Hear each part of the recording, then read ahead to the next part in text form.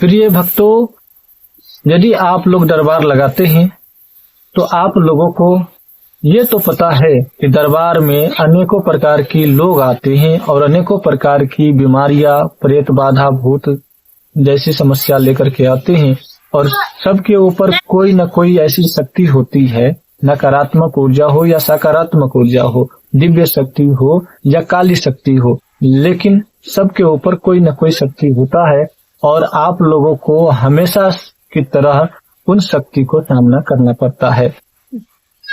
और हमारे पास जो मेरे 2 शिष्य हैं अभी हमारे साथ में मौजूद है।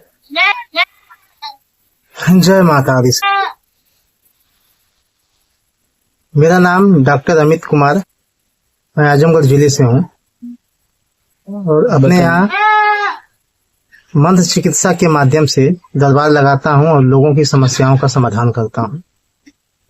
गुरु जी, मेरा सवाल एक आपसे ये है कि दरबार लगाने में कभी कभी ऐसी समस्याओं का सामना करना पड़ता है कि कोई आदमी या कोई महिला को दिव्य शक्तियों के माध्यम से सही किया जाता है। सही होने के बाद भी हफ्ते दिन 10 दिन के बाद वो महिला दोबारा आती है कुछ नई परेशानियां लेके, और दिव्य दृष्टि के माध्यम से जब देखा जाता है तो उसके ऊपर दूसरी क्रिया की गई होती है। तो इस तरीके से बार बार क्रियाएं उसके ऊपर होती हैं तो महिला या पुरुष बहुत परेशान हो जाते हैं। इस प्रकार की समस्या का समाधान हम किस प्रकार करें कि वो महिला इस प्रकार की क्रियाओं से मुक्त हो सके, कृपया बताने का कष्ट करें।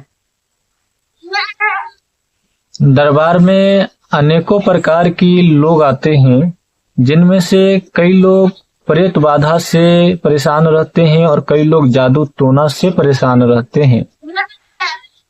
कई लोगों के ऊपर ऐसी शैतानियत, काली शक्ति और शमशान काली जैसे शक्ति को भी छोड़ दिए जाते हैं।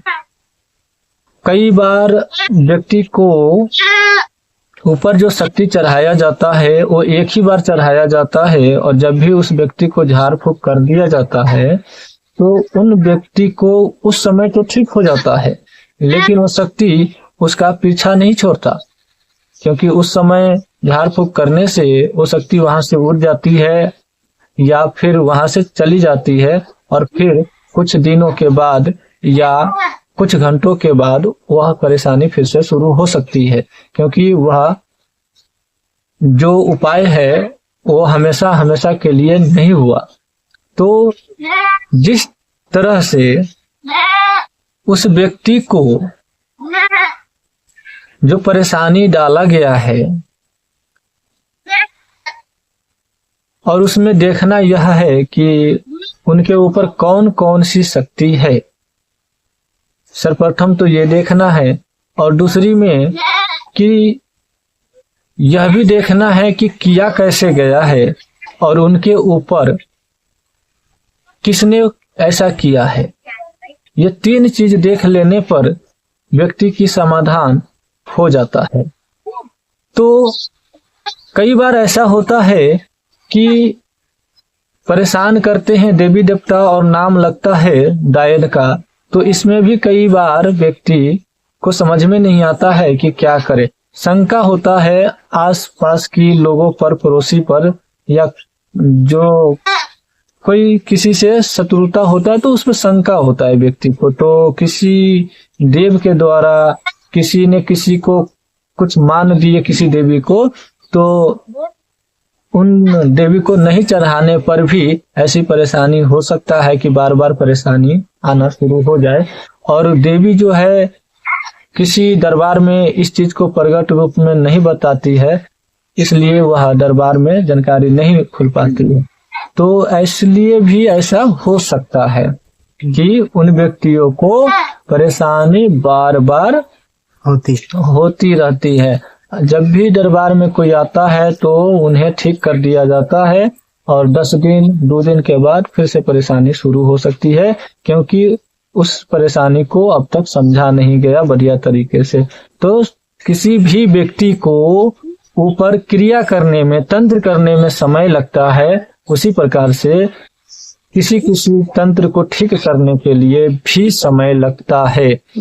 यदि किसी व्यक्ति के ऊपर 7 दिन की क्रियाएं की गई है तो उनको ठीक करने के लिए भी 3 दिन की क्रियाएं कम से कम करनी पड़ती है, ये पता हो जाए तो इस प्रकार से उन व्यक्ति की परेशानी ठीक होगी।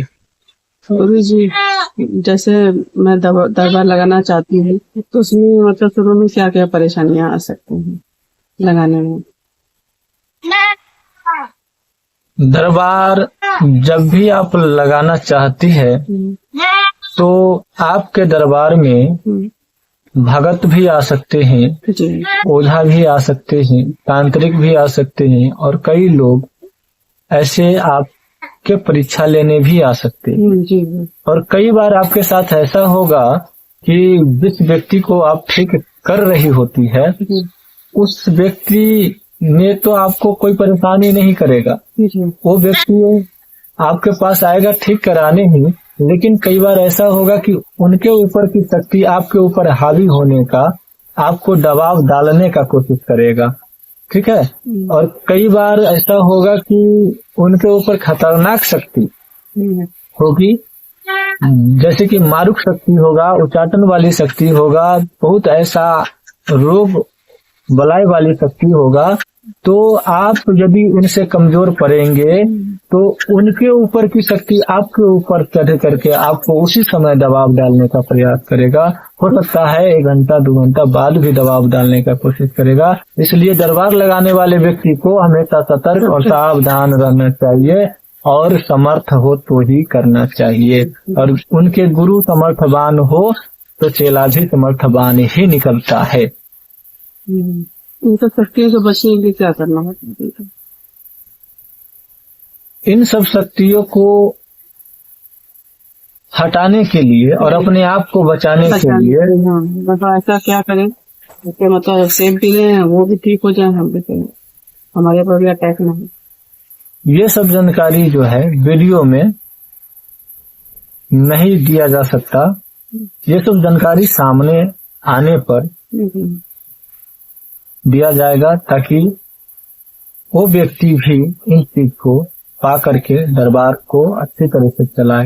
लोग वीडियो देख करके ही अपना अपना दरबार शुरू कर देंगे और उसके ऊपर जो हानि होगा उसका जिम्मेदार भी खुद होंगे, क्योंकि व्यक्ति को जो चंचल दिमाग होता है वो हमेशा कुछ न कुछ करने की इच्छुक रखता है।